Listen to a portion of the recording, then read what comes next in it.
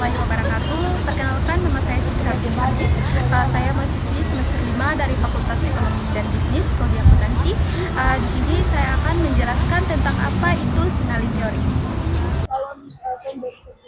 Baik, kita masuk kepada poin pembahasan di mana signal teori adalah teori yang menjelaskan bagaimana suatu pihak atau pengirim sinyal memberikan informasi kepada pihak lain dan atau penerima sinyal untuk mengurangi ketidakpastian dan asimetri informasi dalam pengambilan keputusan.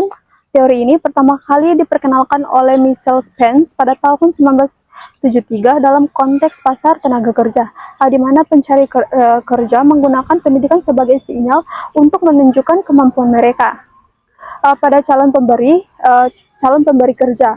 Dalam situasi ini, di mana suatu pihak memiliki informasi yang lebih banyak atau lebih baik dibandingkan pihak lain. Sinyal yang digunakan sebagai alat komunikasi yang kredibel untuk menyampaikan informasi yang tidak terlihat secara langsung. Dengan demikian, signal teori memainkan peran penting dalam membangun kepercayaan dan meningkatkan transparansi antara pihak-pihak yang terlibat. Dalam dunia bisnis dan akuntansi, signal teori seringkali digunakan untuk menjelaskan bagaimana perusahaan mengkomunikasikan kinerja dan aspek mereka kepada investor dan pemangku kepentingan lainnya. Misalnya perusahaan dapat mengirim sinyal positif melalui pembagian dividen atau laporan keuangan yang diaudit atau pengungkapan tanggung jawab yang sosial perusahaan atau CSR. Tindakan ini menunjukkan bahwa perusahaan memiliki keuangan yang stabil dan dikelola dengan baik, dan prospek yang menjadikannya sehingga meningkatkan kepercayaan investor. Selain itu, biaya yang dikeluarkan untuk mengirim sinyal tersebut juga memperkuat kredibilitas informasi. Karena hanya perusahaan dengan kondisi keuangan yang sehat dan mampu membiayai sinyal semacam itu. Dengan cara ini, signal teori membantu mengurangi ketidakpastian dan mendorong pengambilan keputusan yang lebih baik.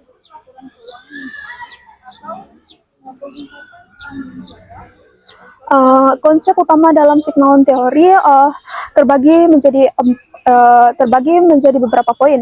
Poin yang pertama yaitu informasi asimetri adalah situasi di mana satu pihak memiliki informasi yang lebih banyak atau lebih akurat dibandingkan pihak lainnya, sehingga menciptakan ketidakseimbangan dalam pengambilan keputusan. Dalam konteks ini, teori informasi asimetri sering terjadi di pasar di mana penjual atau manajer memiliki pengetahuan yang lebih dalam mengenai kondisi internal suatu perusahaan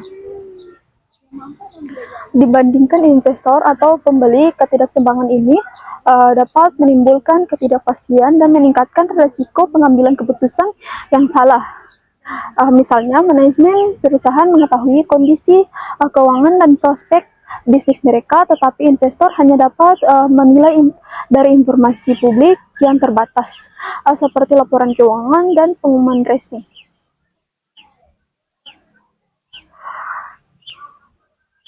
Karena informasi yang tidak seimbang ini, pihak yang memiliki sedikit informasi seringkali bergantung pada sinyal yang diberikan oleh pihak yang lebih tahu untuk membuat keputusan. Informasi asimetri juga dapat menyebabkan masalah seperti adverse selection atau pemilihan yang salah, atau moral harm, di mana perilaku bertanggung jawab yang salah atau setelah kesepakatan.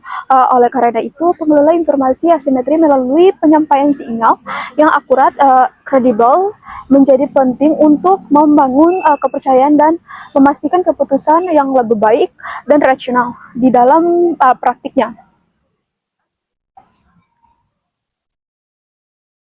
Perusahaan menggunakan berbagai metode untuk mengurangi ketidakseimbangan ini, seperti audit eksternal, verifikasi, dan transparansi dalam pelaporan keuangan yang bertujuan untuk meyakinkan pihak kedua bahwa perusahaan memiliki kinerja dan tata kelola yang baik.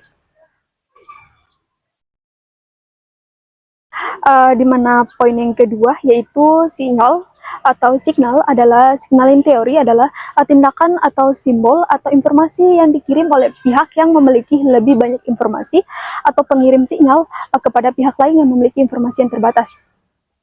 atau penerima sinyal. Sinyal ini bertujuan untuk mengurangi ketidakpastian dan membangun kepercayaan melalui penyampaian informasi yang kredibel dalam konteks bisnis dan akuntansi. Sinyal dapat berupa laporan keuangan yang diaudit, pembagian dividen dan pengumuman laba, atau sertifikasi kualitas produk.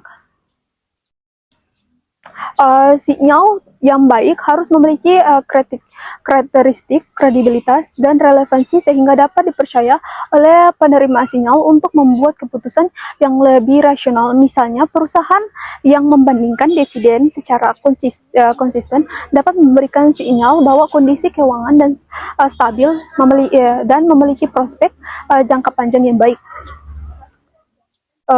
Lebih jauh lagi, pengirim sinyal seringkali melibatkan biaya yang disebut sebagai biaya pengirim sinyal, atau biaya ini berfungsi sebagai mekanisme untuk membedakan pengirim sinyal yang kredibel dari yang tidak. Perusahaan yang benar-benar memiliki kinerja yang baik cenderung bersedia mengeluarkan biaya untuk mengirim sinyal tersebut.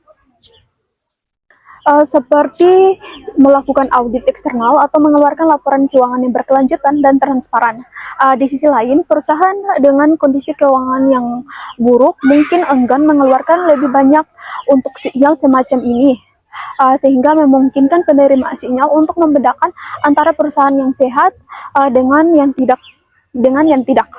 Dengan demikian, sinyal berperan penting dalam mengatasi masalah informasi asimetris dan menciptakan kepercayaan antara kedua belah pihak, terutama dalam situasi di mana informasi tidak dapat diamati secara langsung oleh penerima sinyal.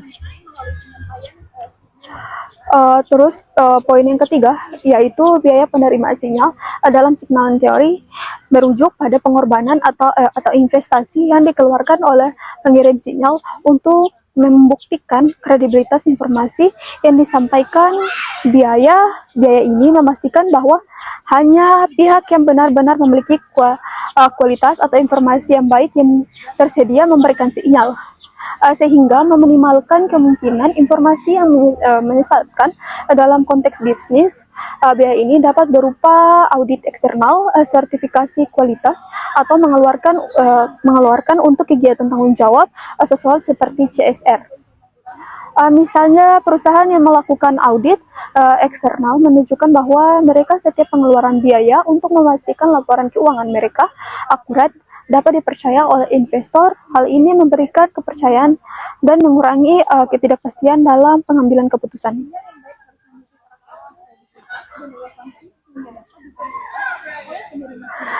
Selain itu, biaya pengirim sinyal juga berfungsi sebagai mekanisme pemisah atau sparing matching antara pengirim sinyal yang jujur dan tidak.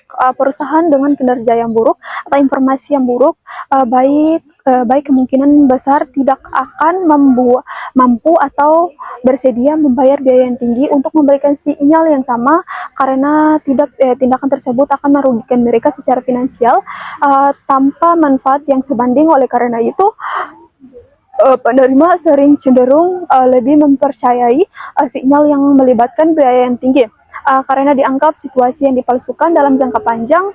Biaya ini membantu membangun reputasi dan kredibilitas yang penting untuk mempertahankan kepercayaan dari investor dan pemangku.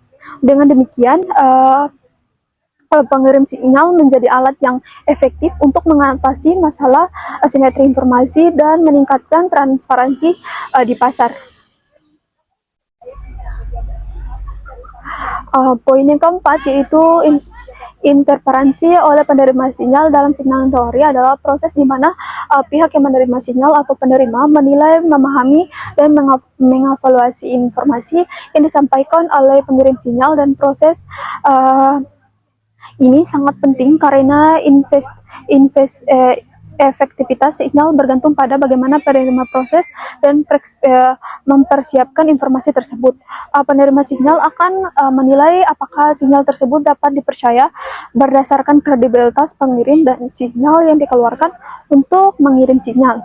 Misalnya, investor akan menafsirkan bagaimana dividen sebagai indikasi bahwa perusahaan memiliki arus kas yang stabil dan prospek keuangan yang baik.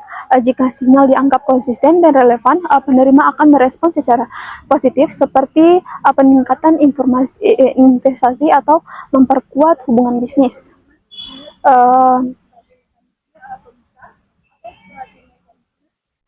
Namun penerima sinyal juga harus waspada terhadap sinyal yang disesatkan atau informasi yang tidak sepenuhnya akurat. Oleh karena itu, penerima sering menggunakan alat bantu seperti analisis data, laporan audit, atau rekomendasi dari analisis keuangan. Untuk memverifikasi validasi sinyal atau proses investasi ini juga dipengaruhi oleh pengetahuan dan preferensi resiko yang dimiliki oleh penerima sinyal. Dalam situasi ini, di mana penerima tidak memiliki cukup informasi atau keahlian untuk menilai sinyal, mereka mungkin bergantung pada opini pihak ketiga yang lebih kredibel. Dengan demikian, kemampuan penerima dalam menginterpretasikan sinyal secara efektif sangat menentukan kebersihan komunikasi antara pengirim dan penerima, serta beberapa peran penting dalam pengambilan keputusan yang lebih akurat dan mengurangi ketidakpastian.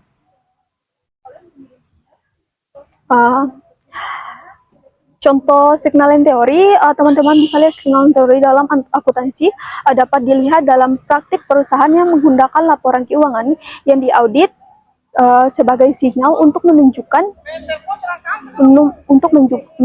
transparansi dalam kredibilitas pada investor. Laporan keuangan yang telah diaudit oleh pihak eksternal memberikan jaminan bahwa informasi keuangan yang disajikan akurat dan sesuai dengan standar akuntansi yang berlaku. Proses audit ini juga melibatkan biaya yang signifikan sehingga perusahaan yang bersedia mengeluarkan biaya tersebut menunjukkan komitmen mereka terhadap integritas dan kejujuran dalam pelaporan keuangan. Investor akan menafsirkan sinyal ini sebagai indikasi bahwa perusahaan memiliki tata kelola yang baik, manajemen yang dapat dipercaya, yang pada akhirnya meningkatkan kepercayaan mereka untuk berinvestasi. Contoh lain dalam akuntansi yaitu adalah pengumuman pembagian dividen sebagai sinyal positif mengenai prospek keuangan perusahaan. Ketika perusahaan memutuskan untuk membayar dividen, terutama dalam jumlah yang stabil atau peningkatan ini menunjukkan bahwa perusahaan memiliki arus kas yang kuat dalam keyakinan terhadap profitabilitas di masa depan. Investor akan menganggap sinyal ini sebagai bukti bahwa perusahaan berada dalam kondisi keuangan yang baik dan memiliki manajemen yang efisien. Sebaiknya perusahaan yang tidak membagikan dividen atau mengurangi jumlah dividen dapat dianggap mengalami kualitas keuangan yang mungkin mempengaruhi keputusan investor. Oleh karena itu, pengungkapan dividen informasi keuangan